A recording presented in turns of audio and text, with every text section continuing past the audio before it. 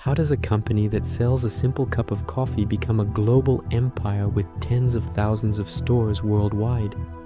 You might think the answer is obvious. They sell a lot of coffee. But what if I told you that the secret to Starbucks' staggering success isn't just about the coffee itself? It's a masterclass in psychology, marketing, and real estate that has transformed a simple beverage into a billion-dollar lifestyle. Today, we're pulling back the curtain to reveal how Starbucks really makes its money. And trust me, it's not what you think. Let's start with the most obvious part, the price. Have you ever looked at your $5, $6, or even $7 latte and wondered, what am I really paying for here? The raw ingredients for that grande latte, the espresso, milk, syrup, and the cup, cost Starbucks a surprisingly small fraction of that price, often less than $1. So, where does the rest of that money go? This is where the genius of Starbucks' strategy begins. You're not just buying a drink, you're paying an admission fee to an experience. This brings us to the concept of the third place. Sociologist Ray Oldenburg coined this term to describe the places where people spend time between home, the first place, and work, the second place. Starbucks founder Howard Schultz brilliantly seized this idea. He envisioned Starbucks not just as a coffee shop, but as a community hub, a comfortable, welcoming space where you could meet friends, work on your laptop, or just relax. Think about it. The cozy armchairs, the free Wi-Fi, the carefully curated playlists, the ambient lighting, and even the specific smell of coffee that hits you the moment you walk in. Every single element is meticulously designed to make you stay longer and feel comfortable. You're paying for the rent of that chair, the use of that Wi-Fi, and the ambiance that makes it a better place to be than your own office or living room. In essence, Starbucks isn't in the coffee business serving people, it's in the people business serving coffee. But creating a nice atmosphere isn't enough to build an empire. You need people to come back again and again. This is where Starbucks' mastery of brand loyalty shines. Enter the Starbucks Rewards program and its incredibly successful mobile app. At first glance, it seems simple. Buy coffee, earn stars, get free stuff. But it's so much more than that. The app is a finely tuned engine for habit formation. It uses gamification, earning stars, completing challenges, reaching gold status, to create a sense of accomplishment. It offers personalized deals and suggestions, making you feel seen and valued. And most importantly, it makes paying effortless. By preloading money onto your digital card, you're not just buying coffee, you're investing in the brand. That money is already committed. For you, it feels like you're using Starbucks money, which psychologically lessens the sting of each purchase. For Starbucks, this is a massive win.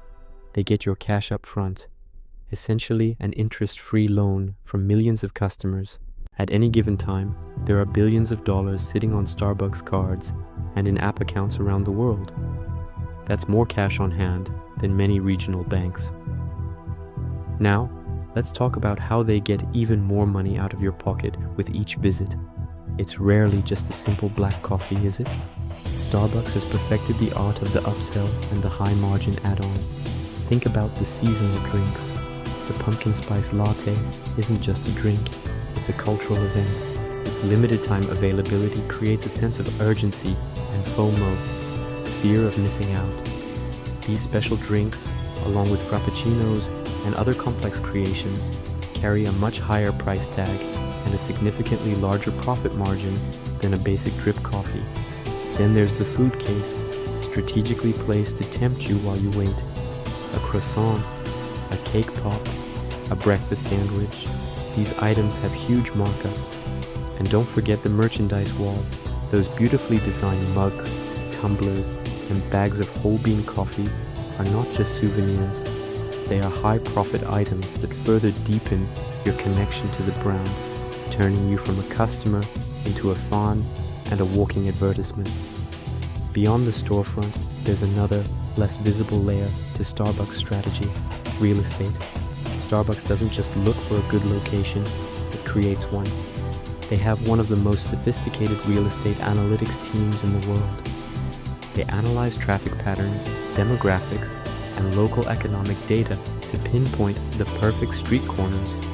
Often, when a Starbucks opens in a neighborhood, property values around it tend to go up. This is known as the Frappuccino effect. They lease prime locations, often on long-term contracts, effectively becoming landlords of some of the most valuable commercial real estate on the planet. Their strategy is so precise that they often cluster stores in a single area. You might see 2 or 3 Starbucks within a few blocks of each other and think it's overkill. But for Starbucks, this is a defensive move. It saturates the market, blocks out competitors, and captures every possible customer, whether they're walking, driving, or just passing through. And the expansion doesn't stop at their own stores. The Starbucks brand is so powerful that it's a product in itself. They have lucrative licensing agreements that place "We proudly serve" kiosks in airports, hotels, bookstores, and college campuses. They don't have to manage these locations, but they get a cut of every cup sold, extending their reach and reinforcing their brand dominance without the overhead of running the store themselves. Plus, there's the massive retail business. Every time you see a bag of Starbucks coffee, a bottle of Frappuccino, or a box of K-Cups in a grocery store, that's another revenue stream. This division, known as channel development, is a multi-billion-dollar business on its own. So when you put it all together, the picture becomes clear. The coffee is just the beginning. Starbucks' real product is a powerful combination of experience, convenience, and community. They sell the feeling of affordable luxury, the comfort of a reliable third place, and the status that comes with carrying their iconic green and white cup. They've built an ecosystem that locks customers in with rewards, tempts them with high-margin treats, and leverages sophisticated real estate and licensing strategies to dominate the globe. The lesson here is profound, and it applies far beyond the world of coffee. Starbucks teaches us that true value isn't always in the product itself, but in the story you tell, the feeling you create, and the community you build around it. They took a simple commodity and turned it into a cultural icon, not by making the best coffee, but by creating the best coffee buying experience in the world. So next time you're standing in line for your morning fix, take a look around. You're not just in a coffee shop. You're standing in one of the most brilliant business models ever created. Thanks for watching. If you found this breakdown interesting, don't forget to like this video and subscribe for more deep dives into the businesses that shape our world. See you in the next one.